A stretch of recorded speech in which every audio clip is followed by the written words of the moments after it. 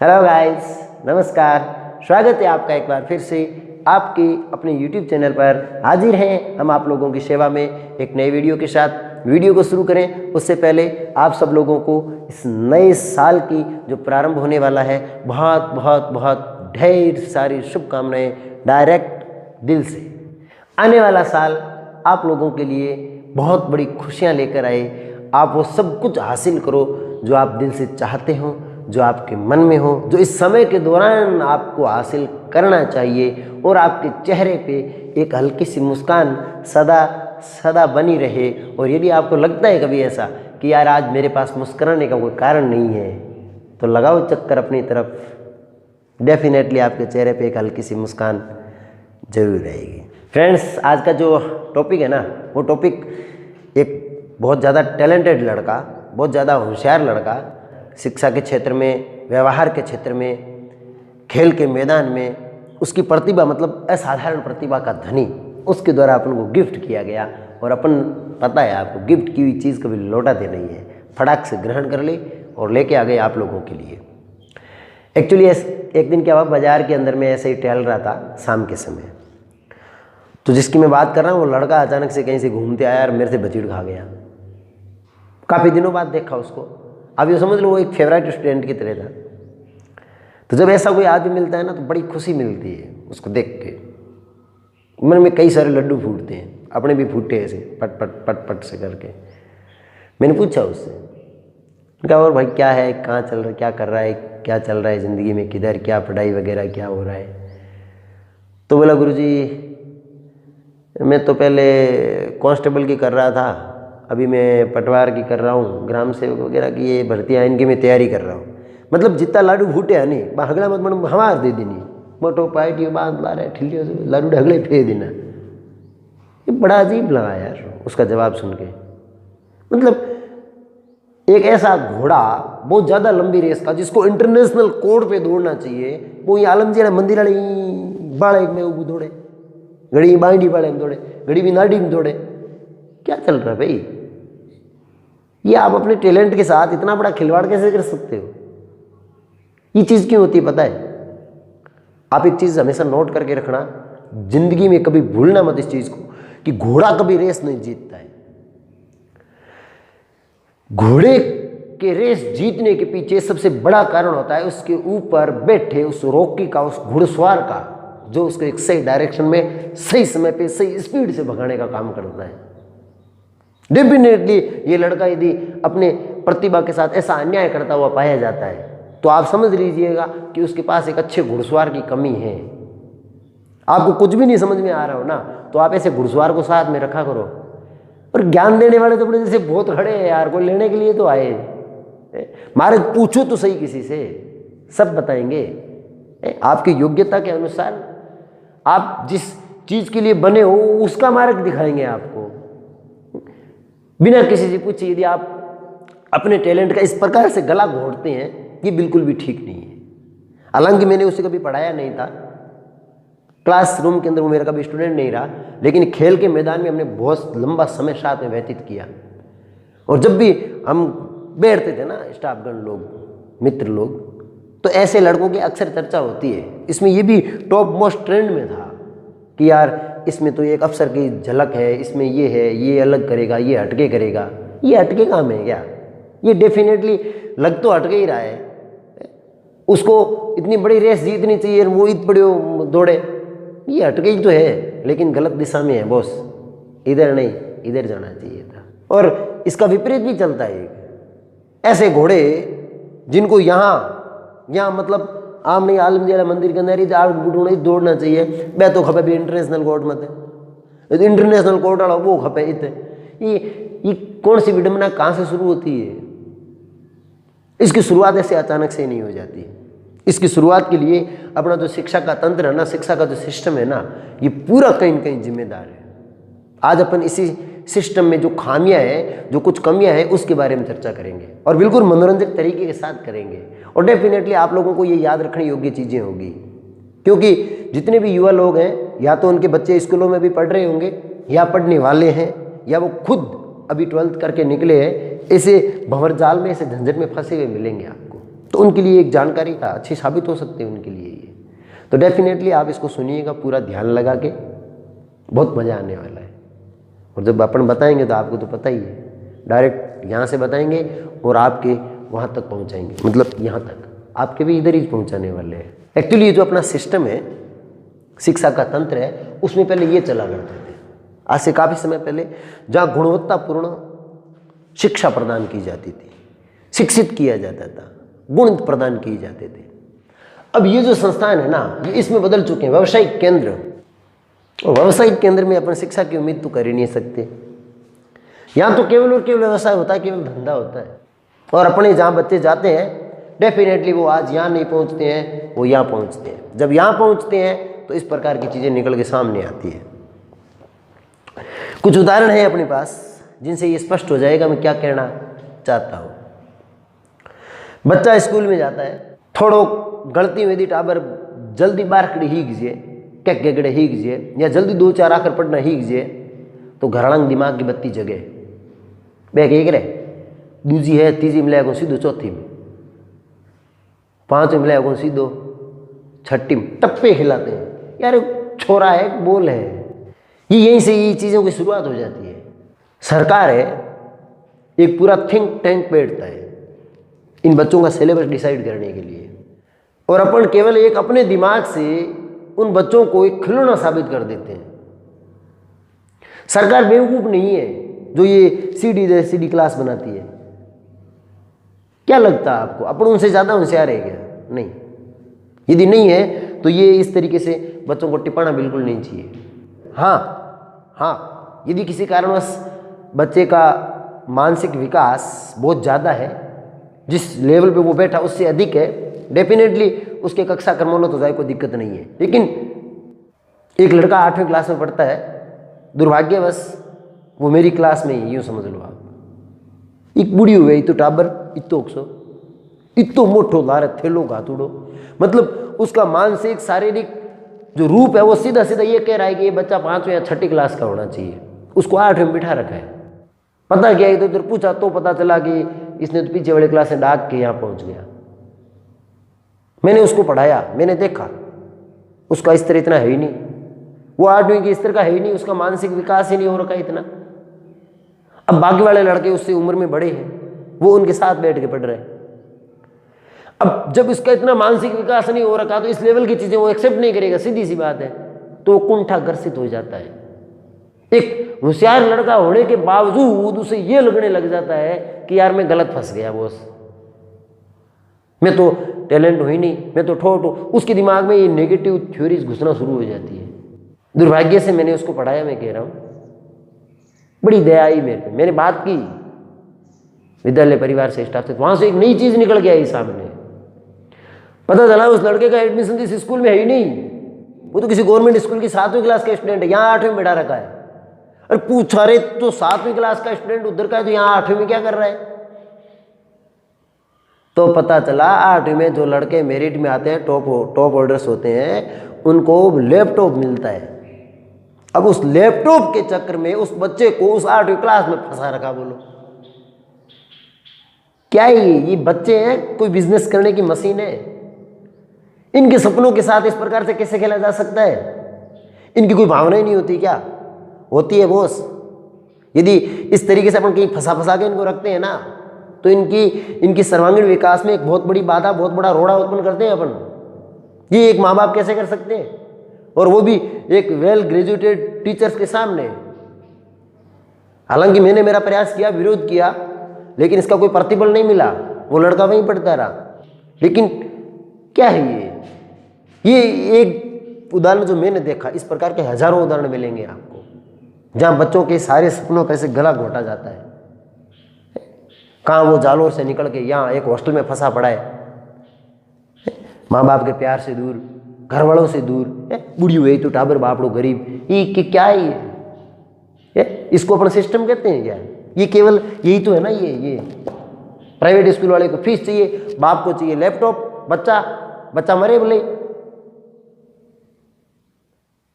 जितने भी युवा लोग हैं वो इस चीज़ पे बहुत ज़्यादा गहराई से ध्यान रखें कि बच्चों के सपने को कभी नहीं तोड़े। उनकी भावनाएं, उनकी फीलिंग्स जो होती है ना, उनको समझते हुए आगे चले, फिर उसका सर्वांगीण विकास होगा। मस्तिष्क का हो, शरीर का हो। अपन उनके सपनों के ऊपर ऐसे पत्थर रख के चलते हैं, अपने पांव तले उनके सपनों को दबा के चलते हैं। ये माँ बाप का फर्ज है क्या? ये अच्छे गुरुओं की निशानी है क्या? ये प्रूव करते हैं, सिद्ध करते हैं कि यही केंद्र है जिनके अंदर ये सारी चीजें होती है। इसको सिद्ध करने का मैं आपको एक और उदाहरण बताता हूँ। 8वीं पास करके 2 ऐसे बच्चे आए, बहुत ज्यादा होशियार, बहुत ज्यादा टैलेंटेड, 9वीं क्लास में। उनको विद्यालय परिवार ने 9वीं क्लास में न बिठा करके 10वीं में बिठाया। मतलब 9वीं क्लास छोड़ दी, स्किप मार दिया 9वीं क्लास को। अच्छी नहीं थी, अच्छा कंटेंट नहीं था 9वीं क्लास में, मिला नहीं उनको ढंग का, इसलिए वो आगे चले गए। मैंने पूछा रे, मैंने कहा ये क्यों? बोले जब 10वीं 2 बार करेंगे तो अच्छे परसेंटेज बनेंगे, हमारे व्यवसायिक केंद्र का नाम होगा। अरे तेल लेना जाए तेरा व्यवसायिक केंद्र, ये बच्चे के भविष्य के साथ इतना बड़ा खिलवाड़ कैसे कर सकते हो आप? क्या है 9वीं में 10वीं 2 बार पढ़ेगा, ज्यादा परसेंटेज बने? क्या ज्यादा परसेंटेज बढ़ेंगे यार? फंसे पड़े वो लड़के 80% नहीं बना पाए वहां पे। एक साल में एक चीज जो अपन ने पढ़ ली, आप उसको दोबारा दूसरी साल पढ़ रहे हो, बच्चे में इंटरेस्ट रहेगा क्या उस चीज का? और सरकार इतनी भी पागल नहीं है जो 9वीं क्लास को मीट में बना रखा है। यदि ऐसा होता तो सरकार 8वीं क्लास के बाद सीधी 10th बढ़ाती, 9वीं बढ़ाती नहीं, 2 साल करवा दो 10th में। यार आप एक बहुत बड़ा एजुकेशन केंद्र चला रहे हो, ये नाम दे रखा है उसका, आप इसको चला रहे हो, और उस स्कूल का प्रिंसिपल है, उस स्कूल के गणमान्य टीचर्स हैं, उन बच्चों के माँ बाप हैं, उन्होंने आपको सौंपा है यहाँ पे पढ़ने के लिए, आप उसको हॉस्टल में ठूसे हुए बैठे हो, और आप 10th क्लास में 2 बार घुसा रहे हो उसको। 9वीं का नॉलेज कहाँ से मिलेगा उसको? जो बेसिक होता है, जो आधार होता है अपने कैरियर का, वो यहीं से शुरू होता है। तो पहली दूसरी क्लास में तो टप्पा खिलाया तो खिलाया, यहाँ भी खिला रहे हो यार। लेकिन मिला क्या? परसेंटेज चाहिए, मेरिट चाहिए इनको इनका नाम, ये अपना नाम करने के लिए उन बच्चों के भविष्य से ऐसे खेलते। कैसे स्वीकार कर लेते हैं घर वाले? ये एजुकेशन सिस्टम की खराबी है। जितने भी मेरे युवा मित्र लोग हैं वो इस चीज को अच्छे से ध्यान में रखें कि बच्चे की भावना के साथ, उसकी संवेदनाओं के साथ कभी भी नहीं खेलना चाहिए। बच्चा तो बच्चा होता है, कह दिया तेरे 10वीं में घना परसेंटेज बनी, बाबड़ा बे गया मोड़ा पड़ा करो है के काटियो, इससे ज्यादा परसेंटेज तो उसके 9वीं से ज्ञान लेके आता तब बनते। ये क्या है? ये परसेंटेज ये क्या है? बच्चा है, रोबोट है, कंप्यूटर है, हो गया मशीन है क्या वो? जो उसमें से इधर से किताबें डालो उधर से परसेंटेज निकलेंगे। ज़्यादा अग्रेसिव हो गया, थोड़ा बच्चों का सवाल है ना, और बच्चे अपने दिल में रहते हैं सारे के सारे। जब उनके साथ ये ऐसा कुछ होता है ना तो बड़ा बुरे वाली फीलिंग आती है अंदर से। आप अपना नाम करने के लिए, अपने पैसे कमाने के लिए, ये 4 पैसों के लिए ये चला रखा है यार। क्या मिला उनको 10वीं 2 बार की? तो एक ही कमरे की एक ही जगह को 2 बार फाड़ा। 9वीं क्लास में टेबल कुर्सियां तो थी, कम से कम ऊपर तो बैठते थे, बेचारे 10वीं में नीचे बैठे हो, बस इससे ज्यादा कुछ नहीं मिला उनको। उल्टा जब वो आगे कैरियर में गए ना तो वहां उनको तकलीफ आई। पर्सनली उन्होंने मेरे से कॉन्टेक्ट करके ये बात बोली है कि सर यदि हम 9वीं क्लास में पढ़े होते तो हमें आज यहाँ पे ये खपने की जरूरत नहीं पड़ती। बहुत सी चीजें थी वहां पे जो उनसे मिस हुई बेचारों से, केवल अपना नाम बढ़ाने के चक्कर में। मान लो इन व्यवसायिक केंद्र में किसी आदमी ने 10वीं पास कर ली। व्यवसायिक केंद्र 2 प्रकार के होते हैं यहाँ पे, एक आर्ट्स फैकल्टी होती है, एक साइंस फैकल्टी होती है। एक आर्ट्स फैकल्टी है, दूसरी साइंस फैकल्टी है। ये इन व्यवसायिक केंद्रों के 2 रूप हैं। मान लो यहाँ कोई बच्चा है 10वीं में, उसके अच्छे खासे परसेंटेज बन गए, बहुत ज़्यादा होशियार है वो, तो ये जो व्यवसायिक केंद्र है ना, ये इस लड़के का पूरा मूड है कि वो साइंस ले और आगे डॉक्टर बने, ये करे, वो इसके एक अच्छे खासे सपने हैं। जब वो ये इधर जाने की कोशिश करेगा ना तो ये अपने बिजनेस के लिए इसका रास्ता काटेंगे, बेवकूफ बनाएंगे उसको। लोग समझाते हैं, ये बेवकूफ बनाते हैं। सारे डॉक्टर बनते हैं क्या? अगले डॉक्टर बन गया, हुई कौन दे रहा है, इलाज कौन करा है? क्या है साइंस में? क्यों 8 साल के हगड़े रोंदा फिरे? ऐसा ज्ञान यहाँ से प्राप्त होता है। क्यों? क्योंकि खुद के पास साइंस फैकल्टी है नहीं, और यदि खुद के पास साइंस फैकल्टी होती तो डेफिनेटली उस लड़के को साइंस दिलवाते। नहीं है तो उसको रोकते। हालांकि बच्चा होता, चलो समझ में आया, अपन उसको पढ़ा रहे हैं, अपन उसको ज्ञान दे रहे हैं, उसके माँ बाप उसको पढ़ा रहे हैं, क्या उनको नहीं पता उसके बच्चे का लेवल क्या है? वो किस लेवल पे जाके उसको किस रास्ते पे डालना है ये गुरु को नहीं पता होता क्या? एक गुरु से अधिक ये चीज कोई नहीं समझ सकता कि उस बालक को कहां डालना होता है। आरएस बन जी, आईएएस बन जी, वहां कहां साइंस काम आती है, वहां तो आर्ट्स काम आती है। बच्चा समझ लेता कि हाँ यार बात तुम्हारे साहब की सही है, तो ये इधर जाने के बजाय इसी में रह जाता है। यहाँ होती है 11th, फिर आती है 12th। जब ये 10th पास करके 11th 12th में आते हैं ना, यहाँ इनको एक सब्जेक्ट मिलता है बहुत ही शानदार वाला, HS, इसी नाम से बोलते इसको, होम साइंस कहते हैं, गृह विज्ञान भड़कोगे नहीं। ये सब्जेक्ट दिलवा के IAS IPS बनवाते हैं, RS बनवाते हैं। ये कहाँ काम आता है? ये केवल 11वीं 12वीं परसेंटेज बनाने के काम आता है। और इनको तो यही चाहिए, कितना परसेंट बढ़िया, 95 95। अरे क्या करेंगे परसेंटेज से मेरे भाई? जिंदगी में परसेंटेज केवल मार्कशीट पे छपे आंकड़े हैं, बस कहीं काम नहीं आते। ये बना लिए यहाँ पे परसेंटेज 95 80 होम साइंस लेके, खीर बनाई बटकी पर, क्या करेगा होम साइंस से? और अपन इनके भविष्य से ऐसे खेल जाते हैं। चलो आप RS IAS बनाने के लिए इसको प्रेरित कर रहे हैं, अच्छा मान लिया, अच्छा अरे एक सब्जेक्ट तो ढंग का दिलाओ। किसी भी कंपटीशन में आज तक केवल होम साइंस टीचिंग लाइन को छोड़ करके आज तक इसमें से कोई एक सवाल तक नहीं पूछा। उदाहरण पूछेगा सीधो क्या होम साइंस, चलो आप दो डॉक्टर हुए, तो आप दो डॉक्टर तो हुई ठोक सके, खाली बुट्टी को निकले, महंगी में ही रही। आधा डॉक्टर में झोला छाप गए, झोला छाप, मैं तो भले ही की साइंस का पटूडा गए, आधा डॉक्टर होगा। ये भी ये फंसाते हैं ये परसेंटेज के लिए। टीचर्स हैं वो गुरु, गुरु कहते हैं उनको, गुरु। और बच्चों के भविष्य के साथ ऐसे खेलते हैं। जिसको इंटरेस्ट है होम साइंस ले, कोई दिक्कत नहीं है, उसे लगे मैं इस टीचिंग लाइन में जाऊंगा, मैं आगे इसी फील्ड में आगे बढ़ूंगा। दूसरी तरफ बात करते हैं इधर की, यहां भी यही होती है, 11th होती है, 12th होती है। एक लड़का ऐसा है जो यहां से 10वीं करता है, और 10वीं करते हैं ना तो उसके अंदर एक ऐसी झलक होती है कि उसको यहां नहीं जाना चाहिए, दिख जाता है। उसका इंटरेस्ट किसी और सब्जेक्ट में है, आर्ट्स वगैरह में है, वो एक क्या बोलते हैं, थोड़ा अपने आप को ऐसे महसूस करता है इसमें घुसने से, 10वीं पास वाला। लेकिन ये उनको अधिक से अधिक इसमें घुसाने का प्रयास करेंगे, वो आर्ट्स की तरफ उसको भेजेंगे ही नहीं। हालांकि इनके खुद की स्कूल में आर्ट्स की फैकल्टी चलती है। कारण सीधा सिंपल साधारण सा है कि फीस अली मिले, यहाँ फीस नहीं मिलती, आर्ट्स में तो कम है, साइंस में ज़्यादा मिलती है। ये हम यहाँ भी अपना फ़ायदा देख लेते हैं, उनको इधर घुसा के छोड़ देते हैं। और फिर एक नया कल्चर जो अभी अभी शुरू हुआ है, यहाँ पे परसेंटेज की पूरी गारंटी ली जाती है, 100% गारंटी के साथ। बच्चे को एडमिशन दे रहा है क्लास में, स्कूल में भी टाइम गया, थार में इतना % बना था, थार के करो छोरो 10वीं में घड़ो, साइंस में इंटरेस्टेड नहीं है, साइंस वो ऐसा महसूस करता है, सहज नहीं है वो साइंस में। थोड़ा की मीन तो साइंस सेट हुआ कौन, घरड़ा ना आ गई, घरड़ा हाल ही मार सकने पर इंग साइंस, बट थार साइंस क्या करना, थार 80-85% में बना रहा,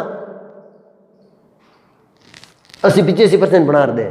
और कई की ऐसे ऐसे उदाहरण देखने को मिल गए कि उस बच्चे के 80-85% है, जगह तो आपका सब्जेक्ट का नाम उठा ही कौन, तेरे कई विषय ही रे, मेरे तो विज्ञान लिवड़ी है भाई, भी विज्ञान में धक बढ़ गई वे बाबू करे भली की ठा नहीं, %85। कई तो स्कूल भी नहीं जाते, ये भी एक कल्चर चल रहा है, बिना स्कूल गए 80-85% बना के देते हैं। ढाणी वाला डोकरा में दादा दादा लांग ठोरदा फिरे, मारा छोरो तो स्कूल गयो को 85% बना लिया, जिजार तो 185 बना ला रहे। अरे धनिया नहीं है, ये धोखा है, एक माया जाल है। ये 85% बिना स्कूल गए बनाता है, तो इसमें बच्चे का कुछ नहीं है, स्कूल वालों की मेहनत है, कोशिश में की भी लास्ट पेपर हो जतता ही, ठीक है ना। मतलब ये है कि यहाँ से जो % बन के निकलते हैं उसमें आधे से ज्यादा आभासी होते हैं। इतनी बे घोड़ा निकले जगह ने आमने दौड़ना चाहिए, अंतर्राष्ट्रीय कोर्ट में दौड़े, कहाँ भगाया उनको, छोरे कितना % बढ़िया, छोरे बन दिया 85। यदि विज्ञान के में 85% बन गया, आओ डॉक्टर साहब, आओ डॉक्टर साहब, एक परंपरा चल रही है ये, दबाक से यहां से सामान पैक कर दे, बस जाए कि कोटा कोटा कोटा कोटा दे कोटा। हम डॉक्टर करी तैयारी सोर मारे सोर 4 दिन क्लास में से 5 दिन क्लास में से माउस हेड को हुए, पर हम 85% है तो पूटो घराला दूं के दे तो दोस्त हम बेइज्जती हुई कि मेरे तो सेठ को हुए नहीं। ये खेल व्यवसायिक केंद्रों में चलता है। हाँ, हम ये नहीं कहते कि यहाँ से कोई जो टैलेंटेड लड़के नहीं निकलते, सेलेक्ट नहीं होते हैं, अपने बलबूते पे सेलेक्ट होने वाले निकलते हैं, नाम भी कमाते हैं, अच्छा खासा करते हैं, सब कुछ है, लेकिन उनके बीच बीच में कई ऐसी दरारें फंसी पड़ी है, उनके अंदर ऐसे बच्चों को धकेल के आगे निकाल दिया जाता है और उनके साथ खुला धोखा होता है। बच्चे तो बच्चे होते हैं, उन्हें नहीं पता होता हमारा लेवल क्या है, वो भेज देते हैं इधर 2 या 3 साल इधर रही, 2 या 3 साल जब वो यहाँ रहेगा, इन क्लास में कोई मतलब ही कोई नहीं, तो यहाँ से कुछ नई 2 कैटेगरियाँ जन्म ले लेती है। या तो वो क्लास में बैठो छोड़ दे, अभी पल्ले ही नहीं पड़े भी तो वो क्या करी, और जब ऐसी फीलिंग आती है ना क्लास छोड़ने की, तो भी 1000 एक साथी बीच मिल जी वे कि हालो रे कमरे इतके अपन ठा वैसे ही पड़े को अब कमरे ही पड़ला, 2 दिन कमरे से 3 दिन ओढ़ला, 4थे दिन भड़को नहीं चमल नदी में फिरी मगरमच्छ देख आऊँ गई, 2-3 साल ठोके गोता भी तो निकलन आवे फूट आवे। 2 कैटेगरी आवे। एक कैटेगरी वो होती है जो सैन्य भूतांग संपर्क में हुए, नशा वगैरह सभी के एकदम एक्सपर्ट होना चाहिए, सिगरेट ऊंधी का आदर रूह हम धुआं काटे, देखे मैंने आंखों से प्रत्यक्ष। और दूसरी कैटेगरी ऐसी आ जाती है, तुम 3 साल कोटा रहे ना, उनको तो खुद डॉक्टर माने भी घरों काम तो है, शर्म आवे बिन तो वो तो आप हो काम को है। ये कैटेगरियाँ यहाँ से तैयार होती है, उसका जिम्मेदार ये है। ये अपना एक ढांचा चलता है शिक्षा का, मतलब कहने का मतलब सीधा सीधा इतना सा कि इस शैक्षिक ढांचे में कुछ सुधार की आवश्यकता है, और वो सुधार ऐसा हो जिससे बच्चों का भला हो, बच्चे एक अच्छी दिशा में जा सके, उनको एक मार्ग मिल सके, उनके करियर के साथ खिलवाड़ ना हो। जो टैलेंट है वो अपना टैलेंट व्यर्थ नहीं करे, उसको उचित मार्ग मिले, और जो इन चीज़ों में ऐसे महसूस करते हैं उनको इधर क्यों धकेल रहे हैं आप, इनके लिए और बहुत सारे रास्ते पड़े हैं। भाई यदि कोई पढ़ गया है, उसने BA कर लिए, तो कोई ज़रूरी तो नहीं है सरकारी नौकरी लगे, तो बहुत सारे बिजनेस है, भगवान ने 1000 दरवाजे खोल रखे हैं, हर दरवाजे की तरफ भेजो ना उनको, आप नहीं भेजते अपन उनको यहाँ पे, अपन तो उनको बरगलाने का ही काम करते रहते हैं, पता नहीं क्यों। खैर, वो भाई मिल गया, उस वजह से कुछ भावनाएं दबी पड़ी थी अंदर निकल के बाहर आ गई। यदि कुछ ज़्यादा हो तो छोटा भाई समझ के माफ़ कर देना, और आपको लगे कि बिल्कुल उचित और बिल्कुल सटीक बात बोली है, तो फिर आप अपने बच्चों का तो ध्यान रखना ही रखना, खुद का भी रखना, जिसमें आपका इंटरेस्ट है, जो सब्जेक्ट आपको अच्छा लगता है, जिस कैरियर की आपके दिमाग के अंदर एक तस्वीर घूमती है, आप उसके पीछे जाइए अपने लेवल के हिसाब से, अपने को खुद को पहचानते हुए कि मैं कहाँ हूं और मुझे क्या करना चाहिए। यदि आप इसमें ये समझ पाने में असमर्थ होते हैं, तो मैंने कहा ज्ञान देने वाले बहुत हैं, आप ज्ञान लेके तो देखो। अब इसमें भी अपने एक और गलती कर जाते हैं, हूँ बाजार में जो मैं कभी कोई छोरे ने पढ़ायो नहीं, बिंग पिताजी आवे मेरे के मीन पूछे मैंने सोरे एक साइंस लीवड़ी 88% बने हम धक्के कराना चाहिए, तो उसमें 87-88% बनाने में ये वाला ये लोचा हो जाता है। ये यदि वास्तविक है, टैलेंट है, बच्चे ने बनाए हैं, फिर तो अपन जो रास्ता बताए वो ठीक समझ में आता है। तो रास्ता किससे पूछे? रास्ता उससे पूछो जिन्होंने ये % की टोकरी भर के पकड़ाई है, पता उन्हें होता है। या किसी के साथ रह रहा हो, आपके घर में रह रहा हो, बड़े भाई के साथ रह रहा हो, उसे पता होगा कि इसकी स्थिति क्या है, इसको कहाँ जाना चाहिए। हर साइंस लेने वाला डॉक्टर नहीं बनता, हर आर्ट्स लेने वाला IAS IPS नहीं बनता, RS नहीं बनता, बहुत सारे रास्ते हैं। अब जाइए उन पे, बस जिसमें दिल को सुकून मिल जाए, जहाँ आपकी आत्मा को शांति मिल जाए, वो काम करिए। कोई ज़रूरी नहीं है कि आप हर वक्त एजुकेटेड होकर किसी बड़े पद पे ही जाएं। हर पद अपने आप में बहुत बड़ा होता है, आप उसको पकड़ के रखिएगा। मिलेंगे एक नए वीडियो में किसी नए टॉपिक के साथ। तब तक के लिए करिए शेयर, करिए लाइक, देखिए ढंग से। आपका समर्थन, आपका प्यार जो आप हमेशा हमारे ऊपर रखते हैं उसको ऐसे ही बना के रखिए। और आपके प्यार के लिए तो मैं हमेशा यही कहता हूँ, दिल की अत्यंत गहराइयों से बहुत बहुत धन्यवाद।